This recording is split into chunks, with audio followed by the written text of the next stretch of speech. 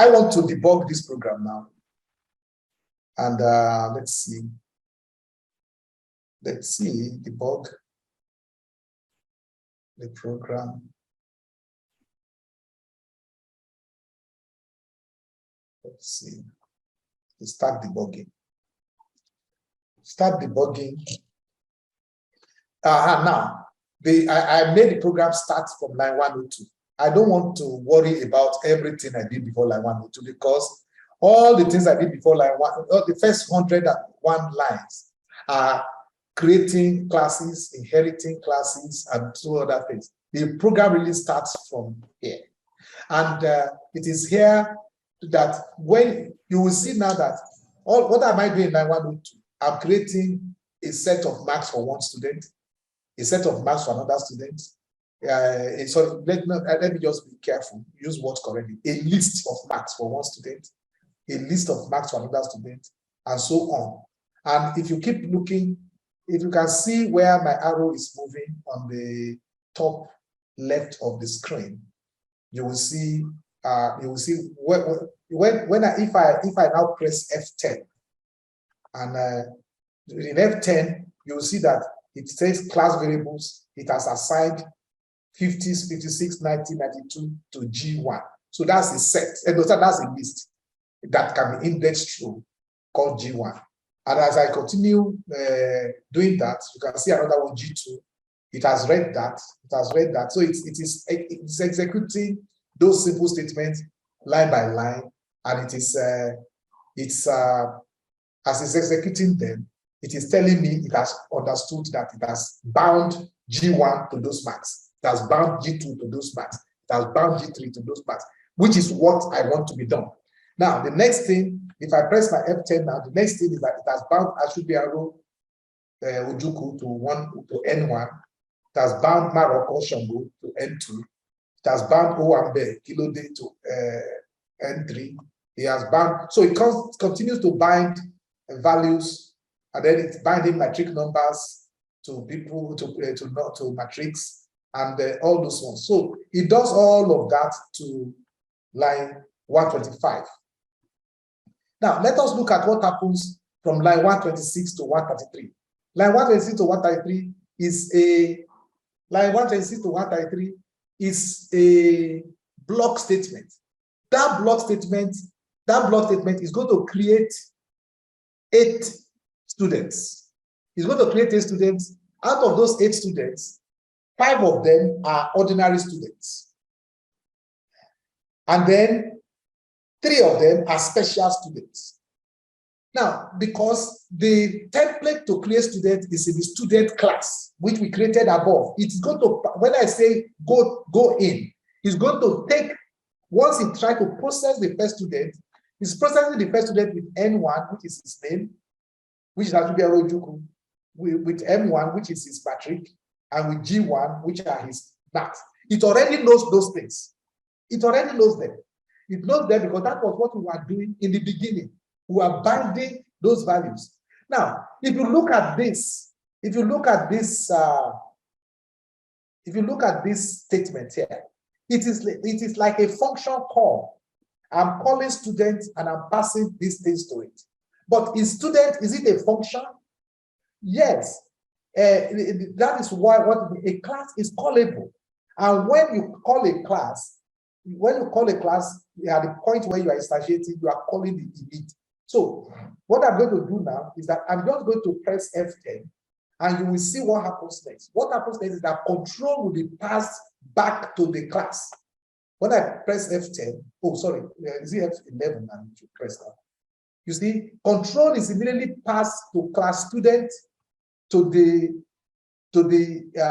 init, redundant init method, and it is there that the name will be assigned correctly, the matric will be assigned correctly, and the grades will be, it knows them, so it is now for the init class to create a student like that.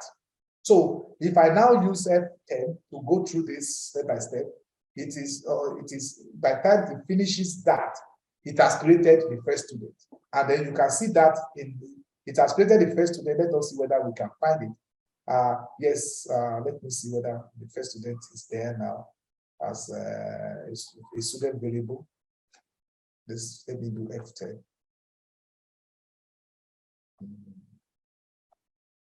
Let's see. Okay, let us just go and look now. Okay, so there is a student here.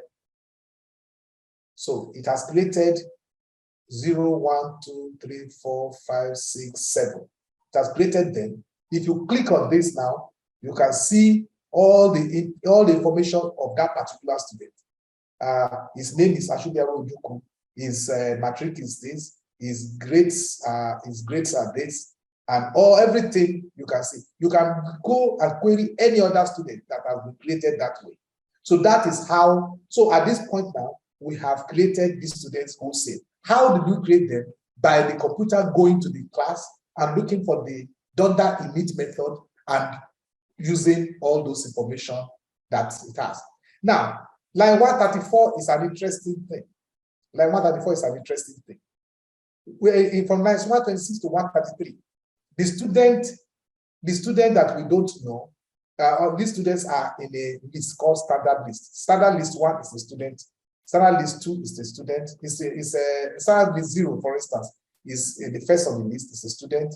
Standard list all the way to 7. 0, 1, 2, 3, 4, 5, 6, 7 is the list of students created.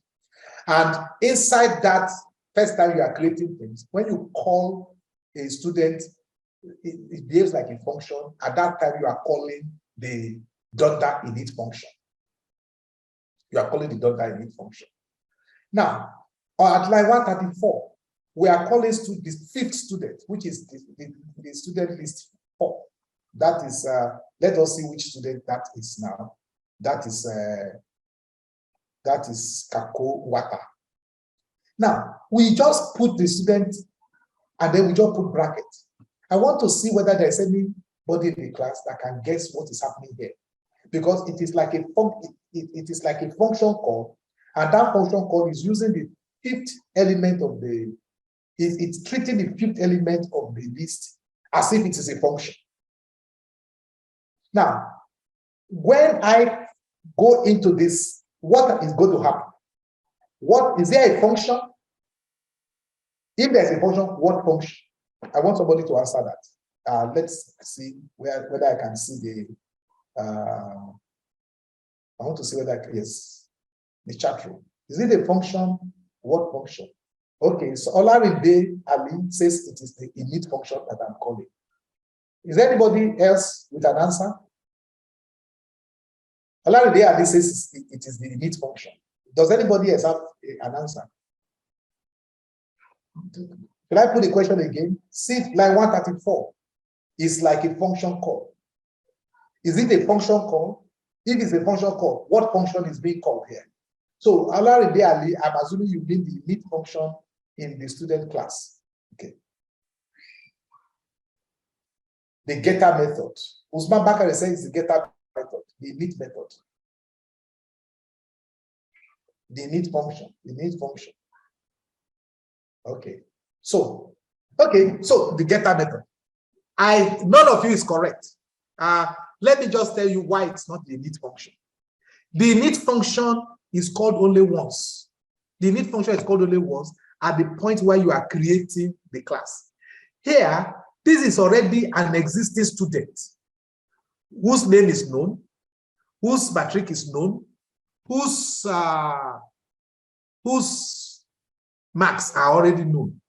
So if we are calling it as a function, what are we calling? Well, I won't give you the answer. Let us find out. Let me now press F11 and let it trace in. Can everybody see what function is being called now?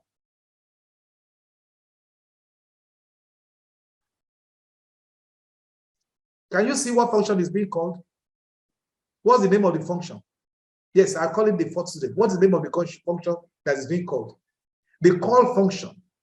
This is an interesting thing, the call function. You see, apart from the Donda init, there is another, you are free, it is not compulsory, you are free to implement a call function in your classes. You are free to implement a call function in your classes. What that does is that it turns your objects that you have created into functions. And anytime you call them, it will call whatever code you have put inside the call function in that class. So even though you have created, you want to create is not a function, it's a class, but you have turned it to what Python calls a callable. How do you turn something into a callable? First of all, ordinarily everything is a callable in the sense that when you try to create, the init function will be called. But we are talking about what happens if you call again after you have created. After you have created, if you call using a properly instantiated function, what happens, what is called at that point is called, is the call function defined in the class. If there is no call function in the class, then nothing will happen. It's either nothing happens or there will be an error. You have to check. I don't really know which one will happen, but you have done something wrong. For you to treat an existing class as a function, you must have implemented a call function. In this particular case, this class is not just a student, it's an engineering student. So the call function that is being that we are getting here is the call function in the call function in the engineering student class. It's not even the one in the student class. It is defining the call function in the inherited class. But let us see what happens. Let me go to the next step. The next thing it does is that it calls the call function in the super call is the call function in the class that it was inherited from. So you see this code, it calls the call function in the class, then it calls the call function in the super class, that is the class you inherited from, and then it does what it's supposed to do, and that is if I press F10 again, you will see that if you go to the output now, it has gone and it has written that is an engineering student. Let me see where. Okay, yes, this is it. I am a student. My name is Kako Nwata, also an engineering student doing IT at Overall. Let us see where it gets. I am a student and my name is Kako Nwata. Where did that come from? That came from the call function in the student class. See, in the student class, I am a student and my name is. That is obtained from the call function in the student class. Then, when you now get to the call function in the engineering student class, what does it say? That call function says, also an engineering student doing IT at ... So because it calls the call function in the base class, it says I'm a student and my name is Kako Nwata. But because it also calls the call function in the inherited class, it now asks, I'm a student, my name is Kako Nwata, also an engineering student doing IT at Overall. So that is what happens there. So let's go back again and continue what we are doing. And so we get here. If I do this, if I trace into this, it goes again into the create method, and that is in the class student. So where am I? Okay, let me press F10 so that I can go, and then student list O matric. Aha. So now student list O matric that's going to be assigned to MM. Okay, this is where the syntactic sugar, the property, will come out. So it will go to the student 0, and it will get its matric number, and it will assign it to the variable MM. So let us see whether variable MM is defined yet. I can't see a definition for variable MM, but let me press F10 now, and then let us see variable MM. So you can see here there's a variable MM which is SSG215. It has gone to student 0, and it has taken its matric using the syntactic sugar, and it has brought it and attached it to MM. Now, again, the student we created here, which we created by Retail Okwezilezi Wodo, we didn't give them any grades. So with no grades here, we just put S new grades. Now, if I use F11 and go inside it, it's using the setter. It's using the grade setter. No, the setter assign values, and the getter gets the values. Does the opposite. One does the opposite. One does the opposite of the other one. So if I press F10 now, it goes again. It has, because this Okwezilezi Wodo did not have Adolin name, we have given it matric. We have now given it grades. And then we can now append it to the, we can now append SU, which we have just created, to the student list. Remember, we created 8 students first. This one will now be the 9th student. So if we do that, another student will be created. So you can see now that there are 9 students now in the variable student that we have. Let me just see the students now, student list. Let's see. There are 9. For instance, it's starting from 0, 1, 2, 3, 4, 5, 6, 7. 0, 1, 2, 3, 4, 5, 6, 7, 8. Those are 9. So remember that the counting starts from 0. So that's why there are 9 of them. So that is what is happening here. And then so that's how. So you learn a lot by taking this code, put this code in, do the debugging yourself, take it through, and that helps you to understand what I have done. Here, I have created a student class. I have inherited the student class in several ways. I inherited it into engineering student. I inherited it into a medical student. Okay, so those are the 2 I inherited it into. So what I'm asking you is just follow the same procedure and create on your own. Think about an idea of your own. Don't copy somebody. You are a human being on your own. You can think. Just use but you first of all understand what I have done. Look at it and make sure you understand the logic there. It is easy for you to just copy. And once you do that, and it's your own, it gives you confidence. You will do more, and you will gain more, and you will learn more, and you will come to exam with a lot of confidence. And there is no question I'm going to ask you that will be a difficult question for somebody who is doing his work. The exam will be difficult for people who have not been doing their work, who are lazy and have been copying blindly. I'm not even saying you shouldn't copy, but do not copy blindly. Take this code, go through it, and I will stop the debugging here and go back to my slides now. Notice that by the time the object is instantiated, its internal state made up of the data member specific to the object is fully known. For the student object, it means that a particular student is known, her name, matric, grades in 6 subjects. An ordinary method can be used to perform different kinds of computation or analysis on this internal data. Look at 3 simple examples here: average, name, and priority, print. These are methods inside the class. I want the class to look at these functions and tell what you think they will do. You do this on your own. And so for the 2 hours we spend there, I expect you to spend at least 6 hours practicing this thing for you to really get to understand them. And so many times the questions you ask me show that you have been lazy, you have not really, because there are things you could have figured out yourself if you tried it. So the first thing is type in the code, understand the code. If you're having error, continue. The code is running. So don't tell me why it's not running in your own computer. Maybe the computer doesn't like, maybe Python doesn't like you, or you are just too much in a hurry and you don't want to learn. Even the mistakes you make and correcting them, that's part of your learning experience. So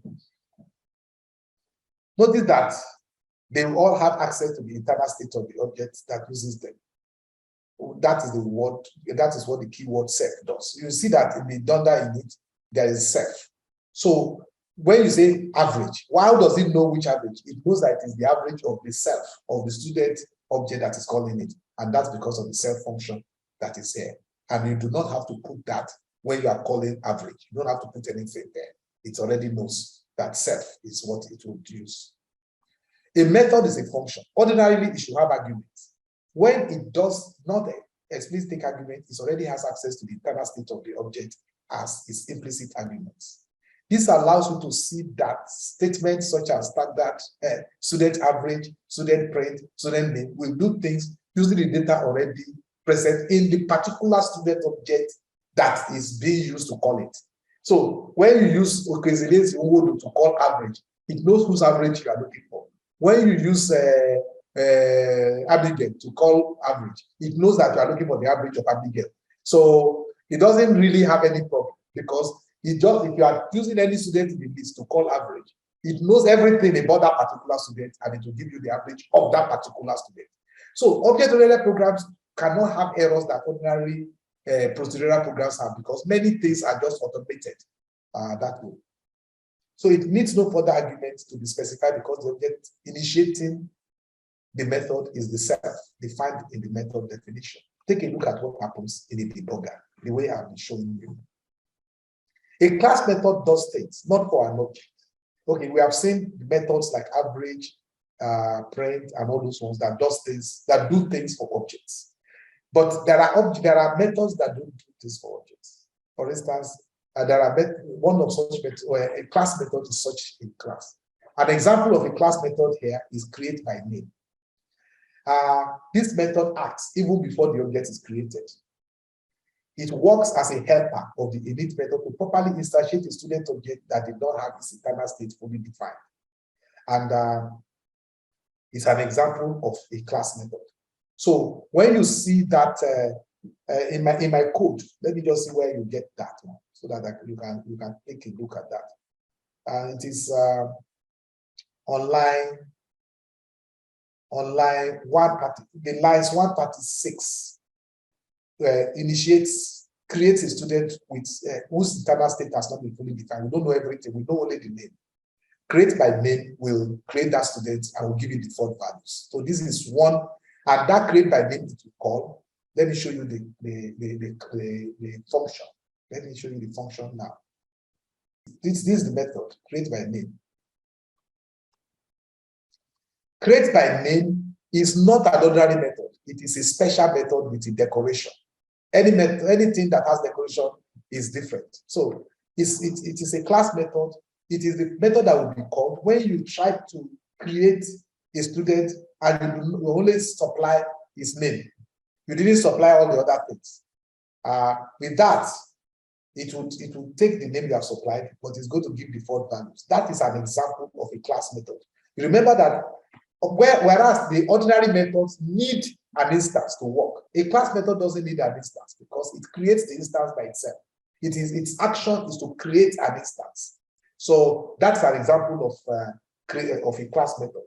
It is working for the class. There are other class methods that we will see them later on, but just look at them one by one. As you are understanding and perfecting your knowledge in one thing, you will see that after that, you will be getting to understand other things as you move on. Okay, so let me go back to my notes. Okay, so slideshow from the. So that's example. So class method, define create by name, SS, and so on. A class method is not an ordinary method because it is not at the service of an object. In this example we are looking at, notice this class method acts in the process of creating an object. Notice the @ sign in the creation of this method and the specification that it is a class method. And you may observe that what it does is use the name and make default values for the other data. That is what this particular one does. But once you have a class method, it will run whatever code you put in here. It is because the only thing we wanted it to do is to create this. We can do other things. It depends on how much, it depends on how, the programming is very flexible. Whatever code you put inside here will be executed at that point automatically when create by name is invoked. The other extraordinary methods, in the present code example, other extraordinary methods in the class are the property getter and setter methods. The use of these functions is to provide neat access to the class internal state. You can get the class internal state some other way, but it is always better to use the syntactic sugar to do it. It's a neater, nicer way to get them. So getters can read the data, setters can amend the data. This does not look like a lot, but in object-oriented programming, their presence makes code easy to write, to read, and to manage. It's a good programming practice to learn to use these methods as done in this example when creating new classes. Okay, we have now got to the point of summary. And we have 4 minutes for the time to end. To create a class, you mix data with methods that provide direct implicit access to them. For instance, in the student class, can you tell me what the data are and what the methods are? You mix data with methods. So in the chat room, in the student class, what are the data, what are the methods?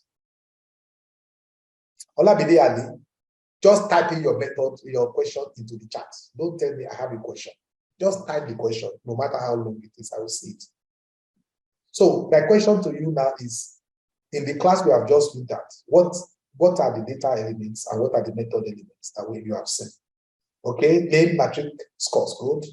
What about methods?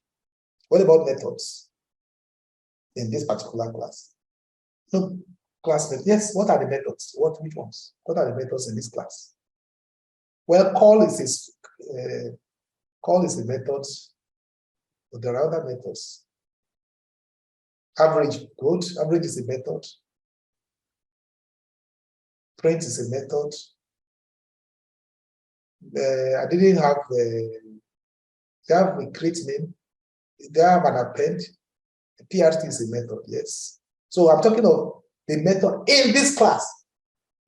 Create by name is a method. It's just that it's a class method. Okay, good. The access is implicit because the data to be accessed do not have to be exist in the method argument. Yet the method has access to them through self, and it knows what to do. This is the first principle of object-oriented programming, achieved in the creation of a template of internal members and methods that access them. This is called abstract data typing or data abstraction because the data and methods that access them are tightly bound. They're tightly bound to each other. The continuation of today's class seeks to answer the following question. Suppose you already have a student class created by another person. You do not want to reinvent the wheel. How can you use her code? Of course, if the code does everything you want, the student class is everything you wish for. The import system we have been using places her code in the scope and you can use it. What if the code does many things you like and does not satisfy you in other things? The OOP solution is that in regular programming that are not OOP, you may beg for or purchase the code. You can amend it to suit your purpose. Who can tell what P4 can arise from this approach? I don't have enough time to go to the chat room. You can make mistakes in changing the code. But when you use object-oriented programming, when you inherit the code, the only thing that you can make mistake in is the part you write, and you are not touching the other person's code. So the answer to the last question is unique to the second plank of object-oriented programming that is called inheritance. For the rest of today and in later lectures, we'll spend more time describing the OOP concept of inheritance, which I'll do this by example and so on. Did I go on? Okay. I don't know. Class, can we have 10 more minutes or you are busy? I want to finish this class today. If give me 10 minutes, but if you are busy, I'll let you go. And you can read it up on your own. Let me know. We can have 10 more minutes. I can go on for 10 more minutes. Class, 10 more minutes. Go ahead. Okay, good. Because I want to end this so that you can go and do your homework. Okay. Okay, so the engineering student, our general student has simple characteristics, name, matrix, grades, and subjects. The general student in your last homework will be slightly different, but the idea of generic working class is essentially the same. The distinguishing marks. What differentiates an engineering student from a regular student? Perhaps the instructional attachment placement and some other things. Can we inherit all that pertains to a generic student and add extra code to make it an engineering student? An engineering student will have all the characteristics of the student class and some more stuff. So an engineering student is still a student. So in the programming language, the engineering student that inherited from the student class is still a student because everything that is a student is in it. It just has more stuff. So if somebody else writes student class and you want to write engineering student, you will only add the things that the student does not have. So if there is an error, let us say that other program was written by a company that is selling it in Amazon, so it's already checked, and you are just writing the extra code. Where can error be? Error is likely to be in the one you have written. So you don't start searching, if there's an error, you don't start searching the entire, that code you brought maybe 2,000 lines. You don't need to look at those 2,000 lines. It could just be the 20 lines of code you wrote that is causing your problem. What that does is that it makes object-oriented programmers do much less work because they do not go search, if they have a mistake, they do not go searching helter-skelter through the whole world. No, they just search, they know precisely where to go look for problems and they will find the problems there. So I will show you the engineering student something. Okay, this is it. Here is a code that creates an engineering student inheriting all the attributes of the student class. The writer of this code does not touch the student code at all. All she does is to write the extra code needed by the engineering student. This code models the real world reality that the engineering student is first and foremost a student. So this is an example of inheritance. You say you are creating, you are saying class engineering, and you put bracket student. That means that this my engineering class is inheriting all the aspects of the student class that I've just created. And then you define its own init, and you have to supply the variables for the student class as usual, and then an extra one, industrial attachment. And then you call this the data init of the student class. That is called the super. This is what you are doing in this line. You first of all have to initiate the ordinary student in him, and then you now, after that, you now do the initiation of the industrial attachment. This is the one that was not done in the student class. That's all. Once you've done this, you have created a new type of student, which is still a student. You can create an engineering student as a student. You only need to supply an extra data for that. And you can create a getter and setter for the new data member you have created. This code models the real world reality that an engineering student is first and foremost a student. And then the super class. For the engineering class, engineering is written in such a way to inherit from the student class. There's a class hierarchy in the form of an inverted tree.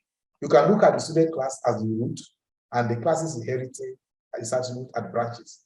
We also have a paradigm, parent-child classes paradigm, or the super inherited class. So you can call the student class the super class.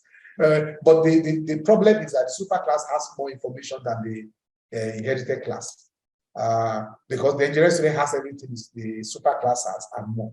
But when the Donder init of it calls the Donder init of the super class first, and the keyword is super. Super before the init name. It means that call the init, initialize it for the ordinary student first before you now initialize it for the additional things that makes him an engineering student. Then similarly, we can another example of it that can inherit from the student class. Look at the athletic student defined here. The athletic student has everything as the ordinary student, but it has a specialty sport again, and then it has a different print. It has a different print function, but that print function also calls the super print function. So it just does some additional stuff, but it still calls this super print function and adds something to it. Again, look at the athletic student defined here. Again, model the reality that the athletic student is first and foremost a student. It takes all the attributes of a student and adds new stuff. Again, the medical student, this is still another example, the same kind of idea. And you have been seeing all these things. And these are more of the things we have been going through. So there's no need for me to pause or wait here. You have seen this, you have seen me go through this in the debugger. There are 4 comments here. Let me see. Can we safely say the class in engineering is a subclass? I don't want you to put any words in my mouth. You know that an engineering student inherited from the student class. And the word super is important because it has to call the init of that class. That's the only word I don't want to add any jargon to it. So because it can lead to confusion. So is the getter property decorator? Is the property decorator the getter? Yes, the one that doesn't have anything is the getter. The other one, the setter, is explicitly. So we are back again to where we started, where I was talking about your homework assignment. on your homework assignment, and then the due date November 3. And then please don't send things to me directly. If you send it to me directly, it's not going to work. You are not going to get anything by so doing.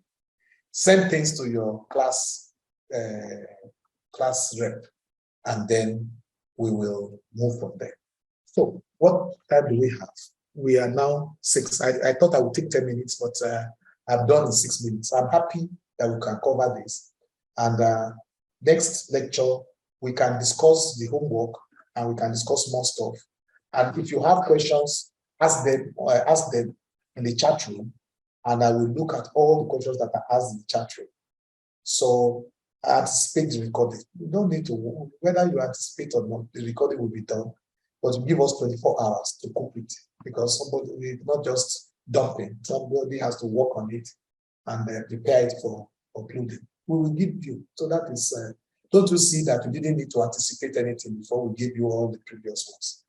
So it's not your anticipation that gives that to you. We have already taken the decision to give you that. Okay, so ladies and gentlemen, thank you for your time. I think the class has been a very good class. I like the participation was good, and I hope you are going to go home and do this. So have a nice day, a nice week, and bless you. Bye.